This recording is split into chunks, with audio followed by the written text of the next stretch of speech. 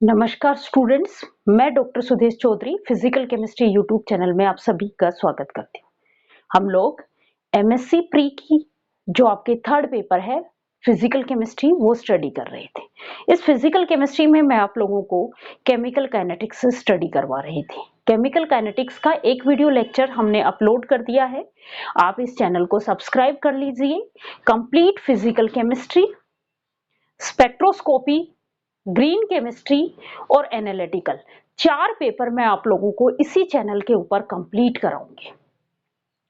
आपके पास आप इस चैनल को सब्सक्राइब कीजिए ताकि जैसे ही वीडियो हम अपलोड करें आप लोगों तक पहुंच जाए और आप उसको देख पाओ।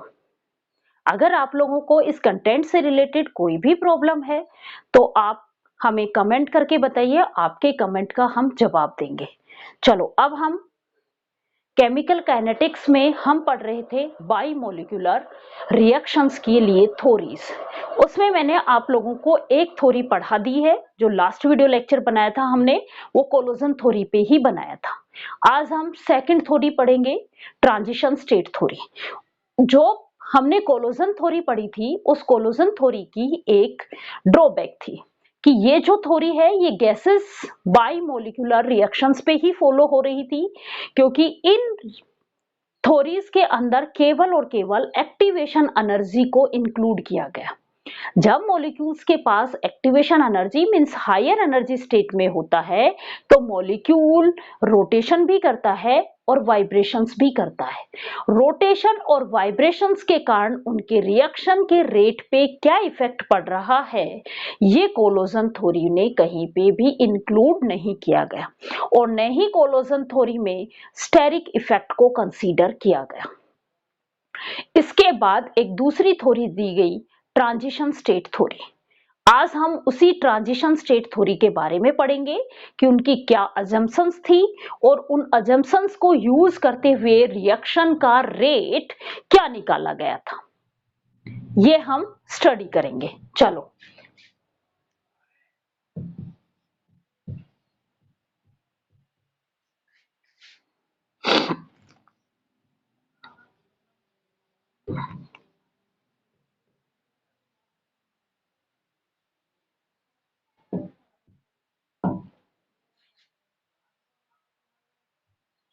केमिकल काइनेटिक्स वाली यूनिट पढ़ रहे हैं हम।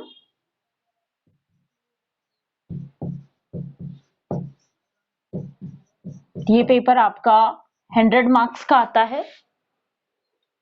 इसमें आज हम दूसरी थ्योरी पढ़ेंगे, ट्रांजिशन स्टेट थ्योरी। इसी थ्योरी को हम एक दूसरे नाम से भी कहते हैं एब्सोल्यूट रेट कॉम्प्लेक्स थ्योरी। इसी थ्योरी का दूसरा नाम है एब्सोल्यूट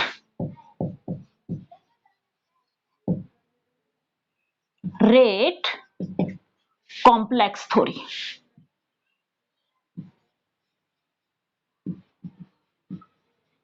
ये जो थ्योरी है, इस थ्योरी में रिएक्शन के रेट में थर्मोडायनेमिक कंडीशंस को इंक्लूड किया गया। क्या किया गया? पहला, इस थ्योरी में थर्मोडायनेमिक कंडीशंस कौन सी हैं? Del G thermodynamic data, del G, del H और डेल एस। इन थर्मोडायनेमिक डेटास या थर्मोडायनेमिक कंडीशंस को भी क्या किया गया? इंक्लूड किया गया। दिस थ्योरी include thermodynamic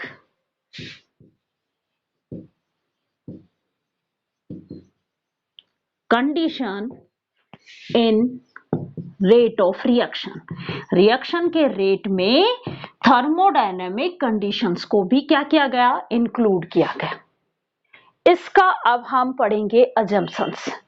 इस थ्योरी के क्या क्या अजम्पशंस थे, उन अजम्पशंस के आधार पे फिर हम इस थ्योरी में रेट की इक्वेशन निकालेंगे। अब आते हैं पहला अजम्पशंस। इस थ्योरी के अकॉर्डिंग रिएक्टेंट मॉलिक्यूल्स प्रोडक्ट में कन्वर्ट होने से पहले एक ट्रांजिशन स्टेट बनाते हैं। क्या कहा? इस थ्योरी के अकॉर्डिंग रिएक्टेंट मॉलिक्यूल्स प्रोडक्ट में कन्वर्ट होने से पहले एक ट्रांजिशन स्टेट फॉर्म करते हैं। क्लियर? रिएक्टेंट मॉलिक्यूल्स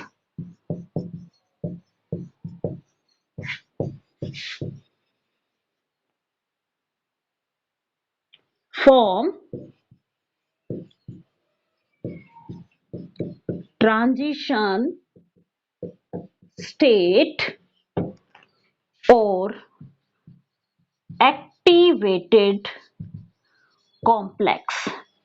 इसको हम क्या कहते हैं? एक्टिवेटेड कॉम्प्लेक्स भी कहते हैं और ट्रांजिशन स्टेट भी कहते हैं। बिफोर फॉर्मेशन ऑफ प्रोडक्ट के बनाने से पहले रिएक्टेंट मॉलिक्यूल्स क्या बनाते हैं? ट्रांजिशन स्टेट या एक्टिवेटेड कॉम्प्लेक्स बनाते हैं। इस एक्टिवेटेड कॉम्प्लेक्स की एनर्जी जो है वो रिएक्टेंट और प्रोडक्ट की एनर्जी से ज्यादा होती है। तो सेकंड अजम्पशंस क्या है? B point, the energy of transition state को मैं TS से लिखूंगी। The energy of transition state या एक्टिवेटेड कॉम्प्लेक्स इज हायर किसके? Than reactant molecule as well as product molecule।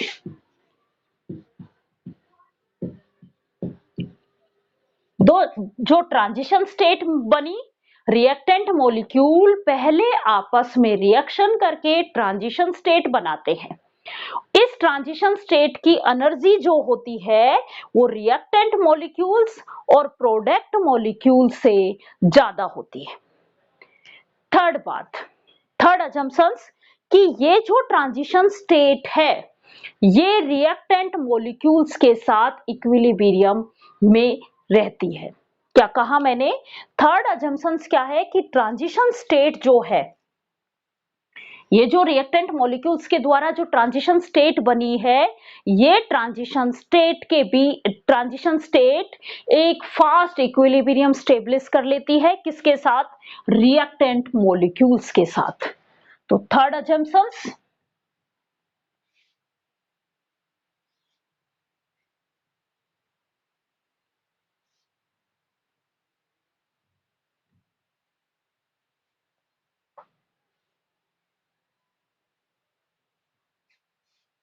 C, the transition state exists in a fast equilibrium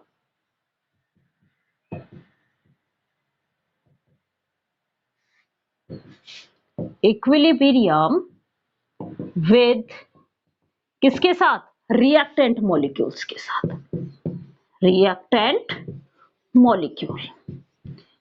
reactant molecules के साथ transition state जो है वो एक फास्ट इक्विलिब्रियम स्टेब्लिश कर लेती है। मान लो बाई मॉलिक्यूल्स में पढ़ रहे हैं तो दो मॉलिक्यूल्स होंगे ए और बी, दो रिएक्टेंट मॉलिक्यूल्स है, इन्होंने आपस में रिएक्शन की और क्या बनाएंगे? एक ट्रांजिशन स्टेट बनाएंगे। ए बी ट्रांजिशन स्टेट है। ट्रांजिशन स्टेट को हम स्टार से दिखाते हैं। ये ए बी एक्टिवेटेड कॉम्प्लेक्स या ट्रांजिशन स्टेट बनाते हैं। ये जो स्टेट है ये अनस्टेबल होती है, ये डिकम्पोज होगी, या तो ये प्रोडक्ट बनाएगी या ये वापस रिएक्टेंट में होगी। तो एक इक्विलिब्रियम रिएक्शन हो रही है, मीन्स ये जो ट्रांजिशन कॉम्प्लेक्स है ये वापस डिकम्पोज होके रिएक्टेंट की फॉर्म में कन्वर्ट हो जाएगा। तो ये रिवर्सिबल रिएक्शन होगी और ये रिवर्सिबल रिएक्शंस का इक्विलिब्रियम कांस्टेंट हम K स्टार से डिनोट करेंगे। ये अजम्पशन सबको समझ में आ गई। पहला अजम्पशन ये था कि रिएक्टेंट मॉलिक्यूल्स आपस में रिएक्शन करके एक ट्रांजिशन स्टेट बनाते हैं। दूसरा अजम्पशन ये था कि इस ट्रांजिशन स्टेट की जो एनर्जी होती है वो रिएक्टेंट मॉलिक्यूल्स और प्रोडक्ट से ज्यादा होती है। तीसरा अजम्पशन ये कहा कि ये जो ट्रांजिशन स्टेट जो है वो रिएक्टेंट मॉलिक्यूल्स के साथ एक इक्विलिब्रियम स्टेट में स्टेब्लिश हो जाती है। फोर्थ पॉइंट ये कहता है कि ये जो एक्टिवेटेड कॉम्प्लेक्स बना है या ये जो ट्रांजिशन स्टेट बनी है, अब ये ट्रांजिशन स्टेट जो है वो डिकम्पोज होके प्रोडक्ट की फॉर्म में कन्वर्ट हो जाएगी। तो फोर्थ क्या है? The product is formed by the decomposition of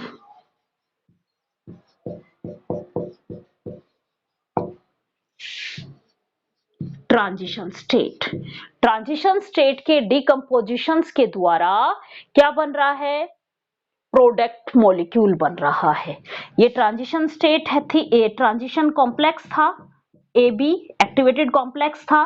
ये डिकम्पोज होगा, कोई रिएक्शन रेट होगा और प्रोडक्ट की फॉर्म में कन्वर्ट हो जाएगा। प्रोडक्ट की फॉर्म में कन्वर्ट हो जाएगा। अब जो कोलोजन थ्योरी की जो ड्रॉबैक थी वो इन्होंने दूर की कि इनके डिकम्पोजिशंस होने का, किसका? ये जो ट्रांजिशन स्टेट का डिकम्पोजिशन होने की जो मेन रेस्पॉन्सिबिलिटी होती है वो वाइब्रेशनल एनर्जी की होती है। क्या कहा मैंने कि ट्रांजिशन स्टेट का डिकम्पोजिशंस, ट्रांजिशन स्टेट के डिकम्पोजिशंस की जो रेस्पॉन्सिबिलिटी होती है वो किसकी होती है? वाइब्रेशनल एनर्जी की, या कहें कि वाइब्रेशनल एनर्जी ही इन ट्रांजिशन स्टेट के डिकम्पोजिशंस के लिए रेस्पॉन्सिबल होती है। तो ई पॉइंट,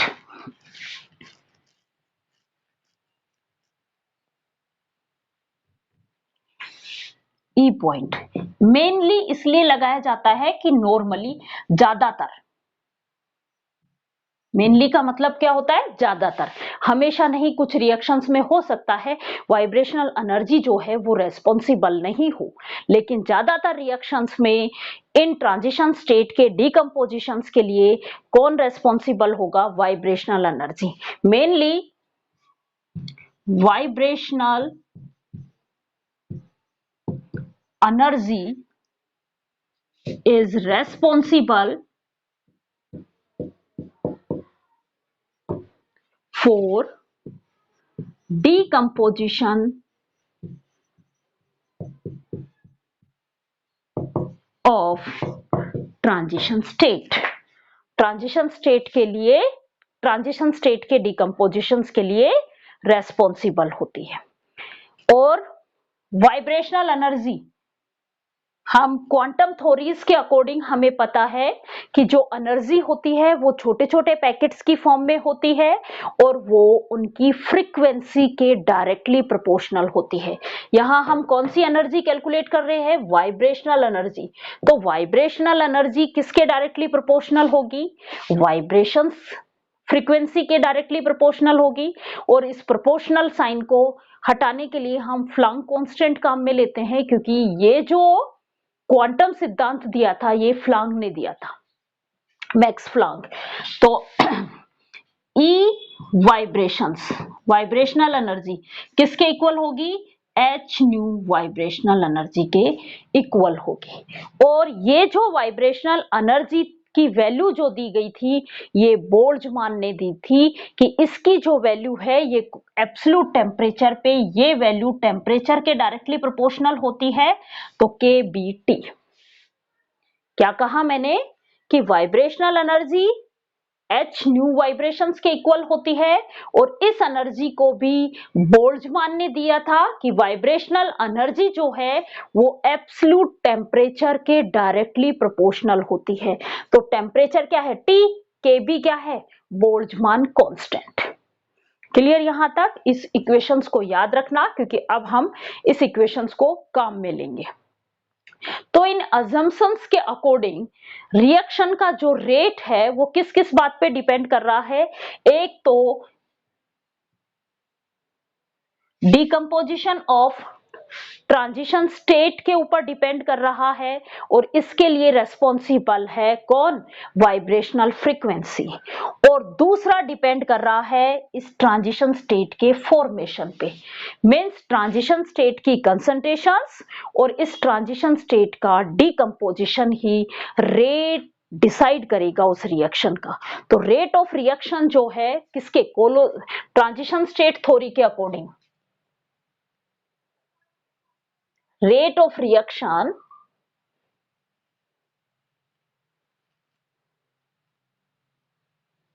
या इन अजम्पशंस के आधार पे on the basis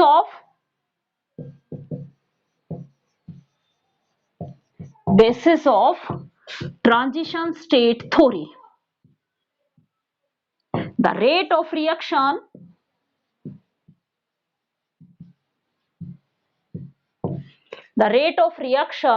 is directly proportional to the concentration of transition state,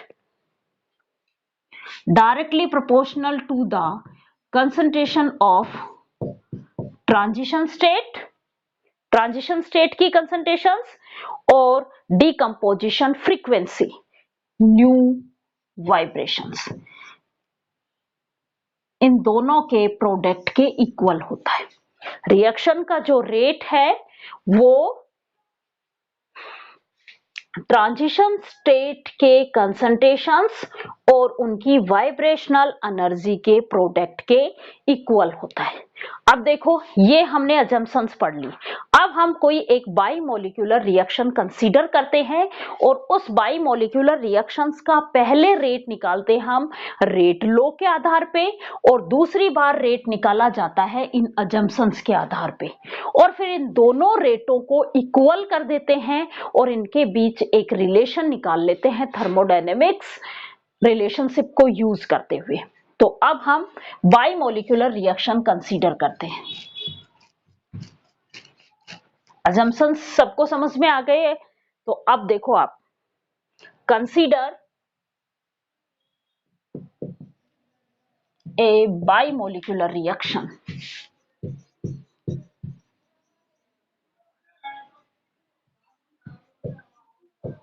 बाइमोलिक्यूलर reaction लेते हम A प्लस B।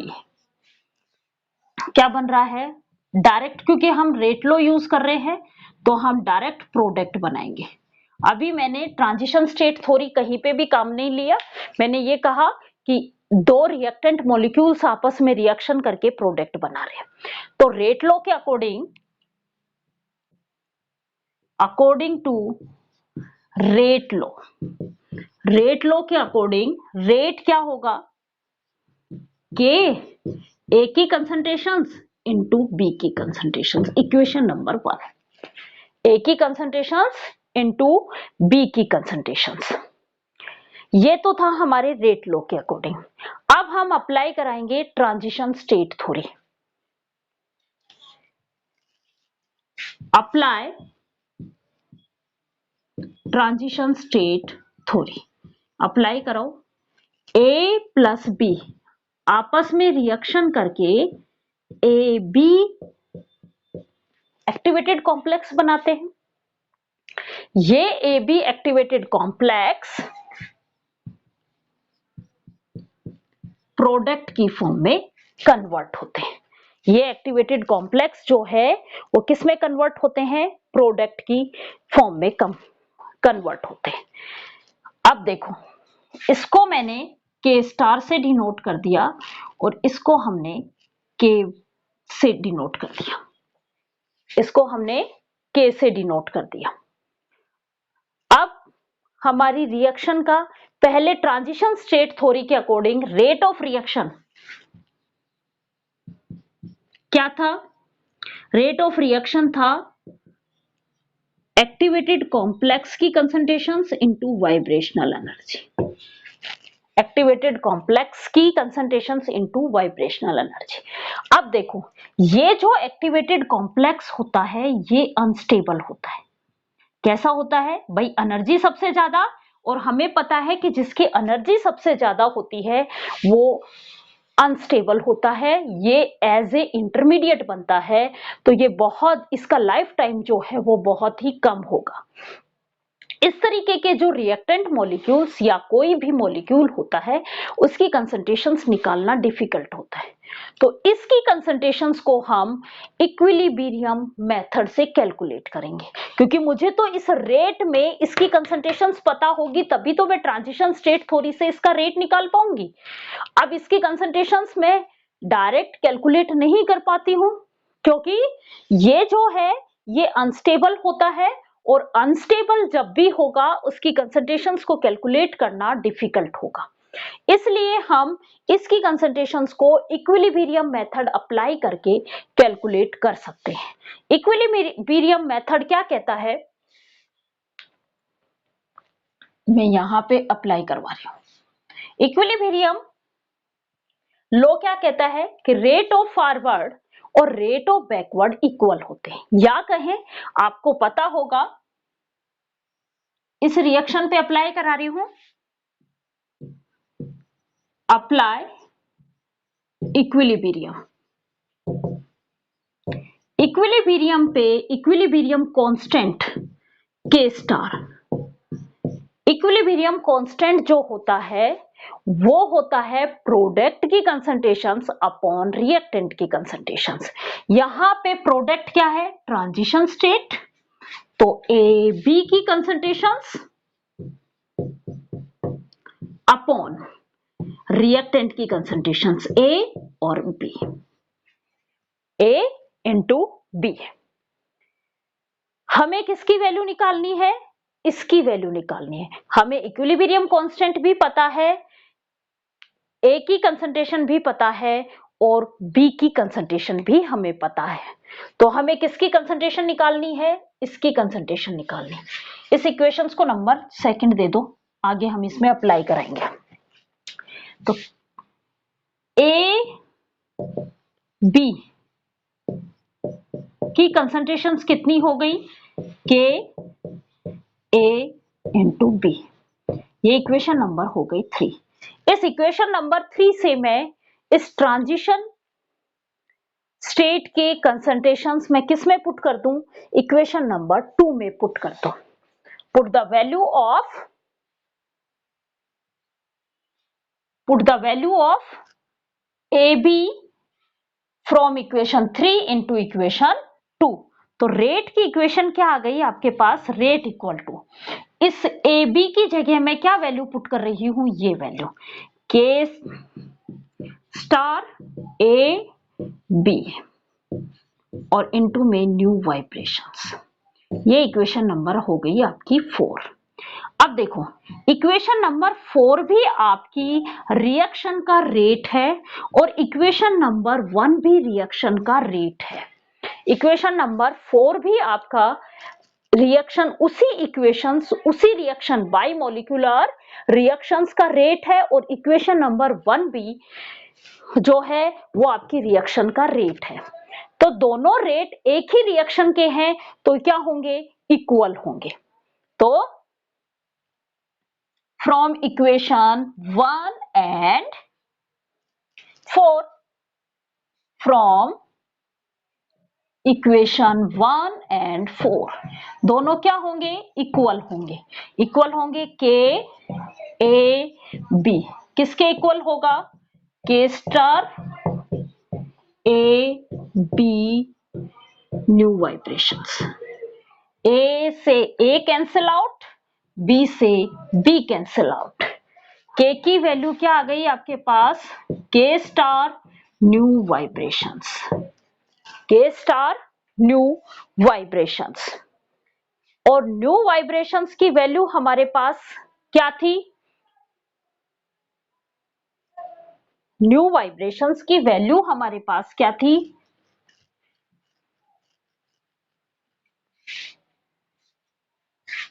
बताया था new vibrations, H new vibrations ये होते हैं के बी टी।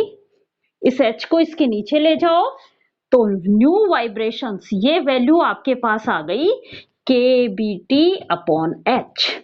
के बी क्या है? Boltzmann constant.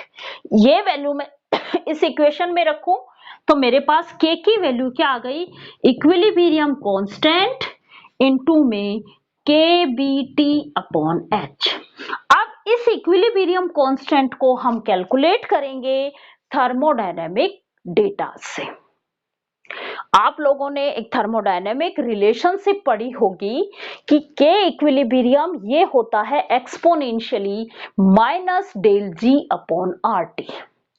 हमने थर्मोडायनेमिक में एक रिलेशनशिप पढ़ी होगी।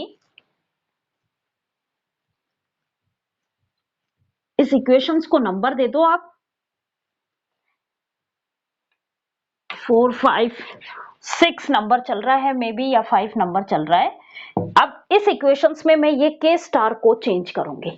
कहां से करूंगी? कौन सी यूज करूंगी? यहां पे मैं यूज करूंगी thermodynamic relationship. Thermodynamic according to thermodynamic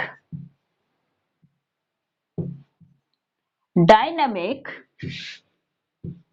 relation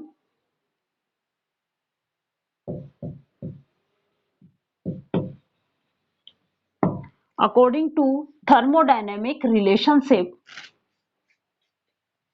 K star ये होता है e raise to power minus del G star upon R T. Del G gives free energy change, R gas constant और T absolute temperature. हमें ये पता है Gibbs Helmholtz equations के according del G star ये होता है del H star minus T del S star. मैं ये वैल्यू इस इक्वेशन में रखूंगी तो मेरे पास के स्टार की वैल्यू ये आ जाएगी e raise to power minus, इस डेल जी स्टार की जगह मैं रख रही हूं del H star minus T del S star, और इन सब के अपॉन में चल रहा है आर टी। इन सब के अपॉन में चल रहा है आर टी। इस एक्सपोनेंशियल को आप खोल लो। हमें पता है एक्सपोनेंशियल को खोलते हैं तो मल्टीप्लाई में आ जाती है। के स्टार ये होगा e raise to power minus del H star upon R T into में ई रेज टू पावर, अब देखो ये माइनस प्लस में कन्वर्ट हो गया, T del S star upon R T. इस टी से ये टी कैंसिल आउट, मीन्स मेरे पास के स्टार की वैल्यू आ गई, मैं यहां पे लिख रही हूं के स्टार ये वैल्यू आ गई मेरे पास e raise to power minus del H star upon R T into e raise to power del S star upon R. यहां से इस इक्वेशंस को नंबर दे दिया मैंने 6। इस इक्वेशन नंबर 6 में से मैं के स्टार की वैल्यू पुट कर दूंगी इक्वेशन नंबर 5 में, तो मेरे पास रेट कांस्टेंट की वैल्यू कैलकुलेट हो जाएगी। तो इस इक्वेशन से रेट कांस्टेंट की वैल्यू क्या होगी? इस के स्टार के जगह मैं वैल्यू रखूं तो K equal to e raise to power minus del H star upon R T into e raise to power del S star upon are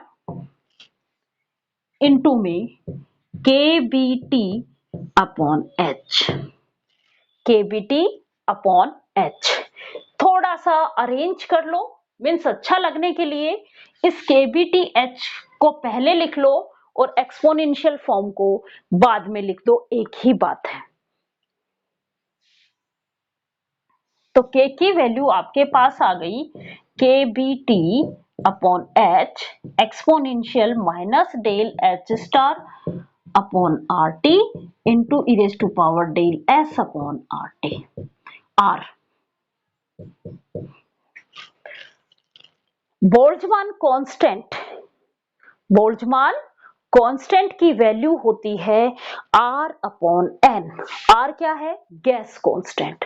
तो इस बोल्ट्जमान कांस्टेंट के बी को भी मैं R अपॉन N से replace कर दूं तो आपके पास कई बार ऐसी इक्वेशन भी आपको देखने को मिलेगी, RT upon NH e raise to power minus del H star upon RT into del S star upon R। ये इक्वेशन है रेट कांस्टेंट की इक्वेशंस, किसका यूज करके? ट्रांजिशन स्टेट थ्योरी का यूज करके, ट्रांजिशन स्टेट थ्योरी का use करके हमारे पास ये इक्वेशन आ जाती है। अब हम एक थ्योरी और बचती है आपकी बायोमोलिक्यूल्स में, आर्रेनियस थ्योरी। नेक्स्ट क्लास में हम आर्रेनियस थ्योरी भी पढ़ेंगे और नेक्स्ट क्लास में मैं आप लोगों को स्पेक्ट्रोस्कोपी भी स्टडी कराऊंगी। Thank you students.